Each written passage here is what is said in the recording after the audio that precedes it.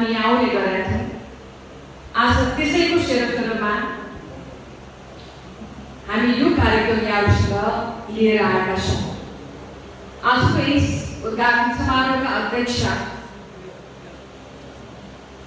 स्याङ्जाका mayor अग्रज अभिभावक तुलसीराम रेग्मीज्यू आजको प्रमुख अतिथिको रूपमा हामीसँग अभिभावकीय जिम्मेवारी हुनुहुन्छ।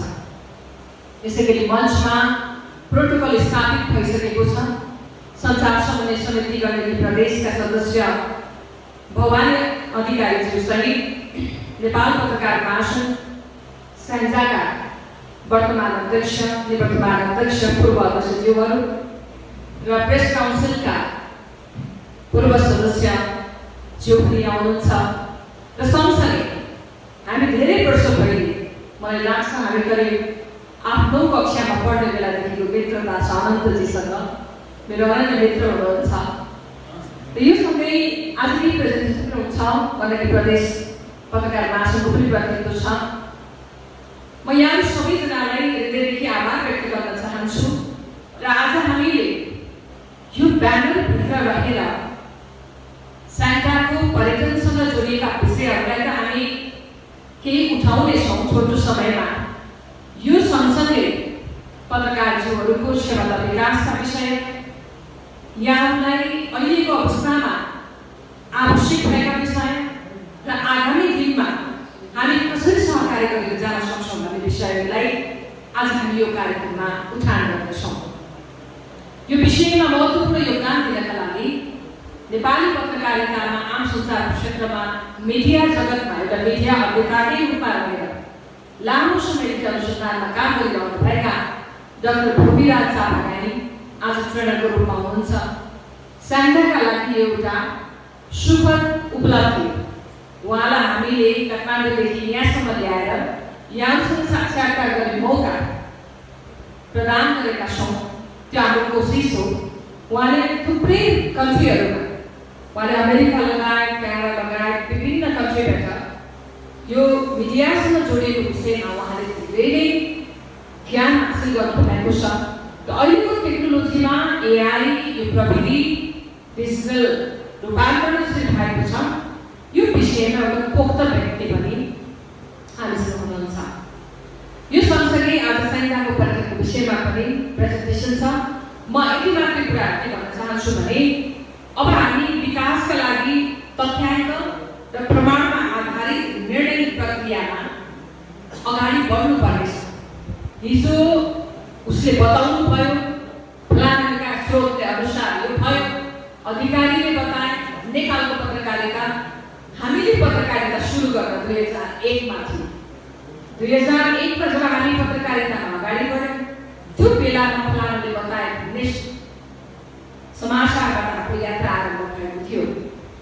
र आज अब प्रमाणमा आधारित पत्रकारिता, जिम्मेवार पत्रकारिता यी विषय अलिक फराकिलो भन्दै गएका छन्। तसर्थ पनि यो महत्त्वपूर्ण विषयसँग केन्द्रित रहेको कार्यक्रममा यहाँहरू उपस्थित हुनुभएको छ। म हृदयदेखि आभार व्यक्त गर्न चाहन्छु।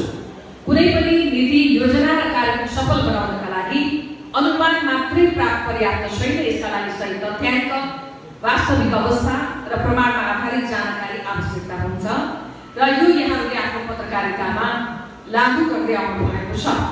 गण्डकी प्रदेशमा रहेका सञ्चार गृहहरूको वास्तविक अवस्था के छ भन्ने विषयमा पनि आज हामी मन्थन गर्नेछौँ र अवसरहरू के छन्, चुनौती के छन्, जोखिम के छन्, कस्ता कन्टेन्टहरू, कस्ता सामग्रीहरू मिडियाबाट गइरहेका छन् यो विषयमा पनि हामी छलफल गर्नेछौँ र यहाँहरूका अपेक्षा पनि हामी सङ्कलन गर्नेछौँ र यी सबै विषयलाई व्यवस्थित रूपमा बुझ्न सकियो भने आगामी वर्ष अझ हामी अन्य हाम्रा कामहरूलाई अब हामी आगामी वर्षको बजेट आइसकेको हुँदा योजना बनाउँदैछौँ। त्यो कार्यक्रम कसरी गर्ने भनेर फेरि अर्को एउटा योजनामा हामी बस्छौँ।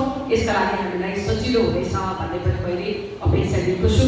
र अर्को कुरा चाहिँ के छ भने स्याङ्जामा कति पत्रकार छन्, कति मिडिया हाउस छन्, ती मिडिया हाउस कसरी चलिरहेका छन्, त्यहाँको चाहिँ टेक्निकल पार्ट के छ, त्यहाँको ह्युमन रिसोर्स के छ भन्ने विषयमा पनि हामीलाई जान्न मन छ प्रेस कार्यालयलाई। त्यसर्थ अब हामी अत्यन्तै गहिराइमा ग्रासरुटमै पुगेर हामी जरो खोज्दैछौँ मिडिया।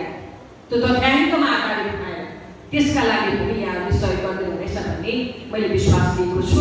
सही तथ्याङ्क भएन भने सही योजना बन्न सक्दैन, सही योजना नभए स्रोत साधनको प्रभावकारी उपयोग हुन सक्दैन। तसर्थ तथ्याङ्कलाई हामीले केवल अङ्कको रूपमा मात्रै नभएर निर्णय नीति र विकासको मार्गदर्शकका रूपमा पनि हामीले बुझ्नुपर्छ भन्ने कुरा चाहिँ म राख्न चाहन्छु। र अन्त्यमा आजको यो कार्यक्रममा विशेष गरी सञ्चार क्षेत्रको एउटा विकास, क्षमता अभिवृद्धि र नीतिगत सुधारका लागि महत्त्वपूर्ण चाहिँ एउटा कोसिस हुन यो कार्यक्रम साबित हुनेछ भन्ने विश्वास मैले लिएको छु। र आज यहाँहरूले जसरी मलाई यो मेरो माटो हो, जहाँ म जन्मेँ, जहाँ म हुर्केँ र जहाँ मैले जीवनको एउटा महत्त्वपूर्ण समय व्यतीत गर्न पाएँ, यो भूमिमा आइपुग्दाखेरि ममा थप ऊर्जा प्राप्त भएको छ। यहाँहरूको म प्रतिको स्नेह, म प्रतिको विश्वास र म प्रतिको अपेक्षा, यी धेरै कुरा जोडिएका छन्। यहाँको विश्वास, अपेक्षा र प्रेमलाई म सधैँभरि अघ्ल्याउने कोसिस गरिरहनेछु र सधैँ मेरा कारणले यहाँले सिर निहुराउनु पर्ने दिन कहिल्यै पनि नआओस् भनेर म आफ्नो कर्ममा लागिरहेको छु र यो कर्ममा यहाँहरूको साझाको पनि उत्तिकै सद्भावना हुनेछ भन्ने विश्वास लिएको छु। र आजको कार्यक्रममा सुन्नुपर्ने वक्ताहरू यहाँ धेरै कुराहरू राख्नुपर्ने एकदम विज्ञ वक्ताहरू यो मञ्चमा हुनुहुन्छ। मेरो आग्रह छ आज हामी अनौपचारिक विशेषमा यहाँका कुराहरू सुन्नेछौँ। अबको छलफलमा हामी उहाँहरूलाई पनि जोडेर लैजाने कुरा पनि मलाई यहाँले राख्न चाहन्छु। यो कार्यक्रमको औपचारिक समारोहमा आदरणीय मेयर साहब प्रमुख अतिथिको रूपमा आइदिनुभयो, संज्ञाले यो कार्यक्रम संयोजन गर्यो, अध्यक्षज्यू लगायत सम्पूर्ण टिमलाई होइन, अध्यक्ष उपाध्यक्ष, सहसचिव, मैले सचिवजीलाई देखिनँ, मैले फोन पनि गरेको थिएँ, उहाँले फोन उठाउनु भएन। यहाँहरू सबैजना कार्य समितिका सम्पूर्ण टिमलाई चाहिँ म हृदयदेखि आभार व्यक्त गर्दै यो औपचारिक समारोह यही समापन भएको जानकारी गराउँछु।